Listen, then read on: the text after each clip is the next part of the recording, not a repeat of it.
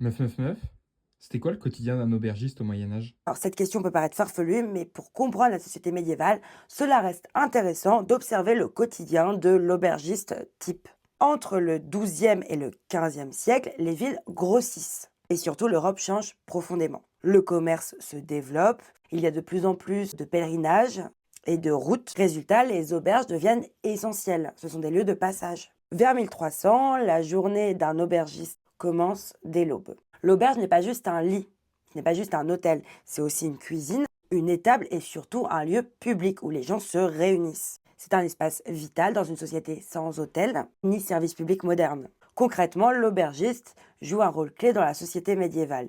Il accueille les inconnus, fait cohabiter marchands, pèlerins et soldats, écoute les nouvelles et les rumeurs. Au XIIIe siècle, l'auberge est même un lieu de circulation de l'information. Dans une société majoritairement orale, parler remplace les journaux. Donc l'aubergiste devient même un médiateur social. Mais dès le XIIIe siècle, les autorités commencent à se méfier. Pourquoi? Tout simplement parce que l'auberge mélange les classes sociales, de l'alcool, les jeux et les conflits. Les villes imposent alors des règlements. Contrôle des prix, horaires stricts, surveillance des clients. En gros, l'aubergiste est indispensable à la société, mais constamment suspect. C'est la personne qui observe la société, qui est la meilleure analyste de son temps. Il voit tout, il entend tout, il régule tout, sans jamais être vraiment respecté.